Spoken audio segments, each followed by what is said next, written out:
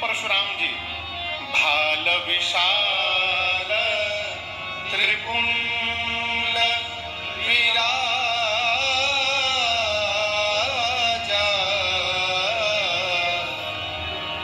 क्रोध के कारण मुख तनिक लाल हुआ है, कमर में फरसा है, कंधे पर अजगौ धनुष है, वक्षस्थल पर सुंदर दिव्य यज्ञोपवीत सुशोभित है, कमर में मृगचर्म बंधा हुआ है। उसी क्रोध की अवस्था में श्री परशुराम जी रंगभूमि में प्रवेश किए और दर्शन करिए। जितने राजा अब तक चिल्ला रहे थे पकड़ लो, मार लो, बांध दो, उन राजाओं ने जैसे परशुराम जी को आते देखा, सारे राजा अपन अपन धनुष बाण छिपा के लाइन लगा के खड़े हो गए।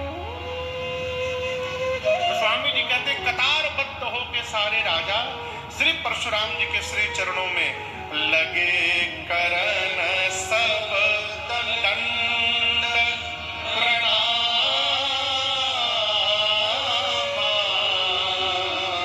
सब दंडवत करने लगे और प्रणाम भी कैसे किए, तो अपने नाम से पहले अपने बाबूजी का नाम बताए। पितु समेत कही कही निज नामा, लगे करन सब दंड प्रणाम।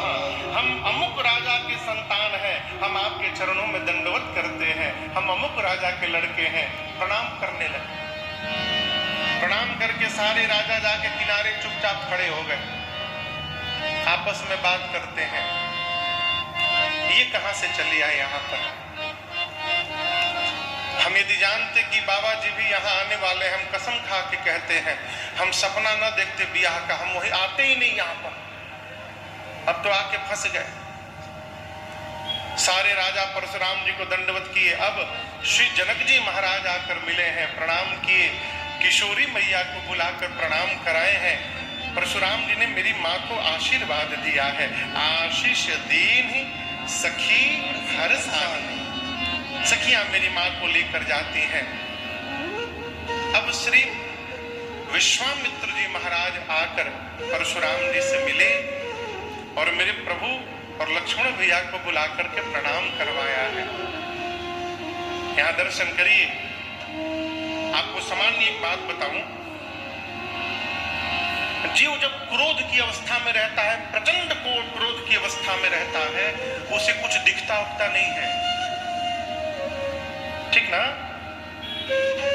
परशुराम जी प्रचंड क्रोध की अवस्था में आए हैं, लेकिन जैसे मेरे प्रभु श्री रघुनाथ जी ने आकर उनको प्रणाम किया है और भगवान के मुख पर उनका भाव पहुंचा है, यहाँ गोस्वामी जी कहते भगवान को देखने के बाद राम ही चित्तई रहे थकी लोचन, रूप अपार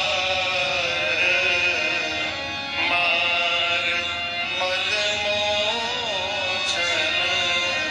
श्री परशुराम जी की आंखें मेरे रघुनाथ जी के मुख पर जाकर टिक गई।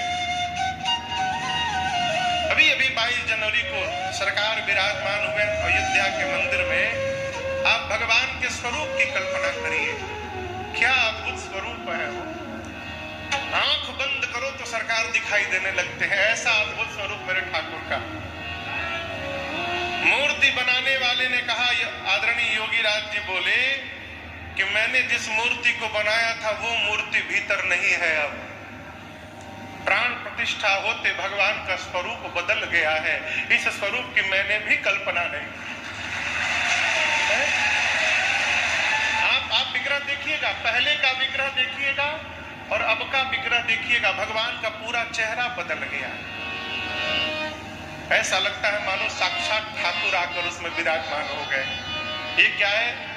रूप अपार मार मद मोचन।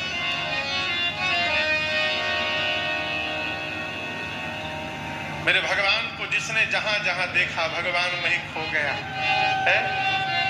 परशुराम जी भगवान को बहुत देर तक देखते रहे।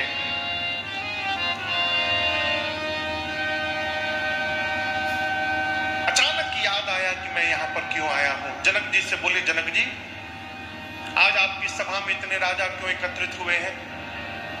जनक जी महाराज ने बड़ी विनम्रता पूर्वक समाचार कही जनक सुनाए, जेहि कारण महीप सब आए। यद्यपि परशुराम जी जान रहे हैं, लेकिन जानते हुए भी अनजान की भांति पूछ रहे हैं। पूछत जानी अजान जिम व्यापे उपोप शरीर। जैसे जनक जी महाराज ने बताया कि आपके द्वारा दिया हुआ पिनाक, वो जो धनुष था विश्वामित्र परशुराम जी ही जनक जी को दिए थे रखने के लिए। आपको हम कोई सामान दे कि अपने घर में रखिएगा, हम बाद में ले जाएंगे, और आप उसको दांव पे लगा देंगे। जनक जी ने कहा कि आपने जो धनुष दिया था वो पिनाक स्वयंवर में रखा गया था, मेरी बिटिया के विवाह का स्वयंवर था, ये सारे राजा उसी में आए हुए हैं। इतना जनक जी ने बताया, तब तक धनुष के टूटे हुए भाग पर दृष्टि चली गई परशुराम जी की। ये स्थिति आई मानो किसी ने भभकते हुए अग्नि में घी छोड़ दिया। पूरा शरीर क्रोध से कांपने लगा। जनक जी महाराज से परशुराम जी बोले, ऐ जड़ जनक, निकाल करके बाहर करो जिसने पिनाक तोड़ा है, शीघ्र निकालो, अन्यथा जहां तक तुम्हारी राजसत्ता है वहां तक की धरती पलट दूंगा भी। जनक जी महाराज तो थर थर कांपने लगे। सीता मैया, सुनैना मैया व्याकुल हो गई। ब्रह्मा जी ने बनी हुई बात बिगाड़ दी। जितने राजा वहां आए थे जिनसे धनुष हिला नहीं था, एक राजा अपने बगल के राजा से बोला कि हमको मालूम था ये होने वाला है, हम जानते थे, पहले से जानते थे, इसलिए हम धनुष तोड़े नहीं, हम गए केवल नाटक करके चले आए। कौन आफत मोल ले।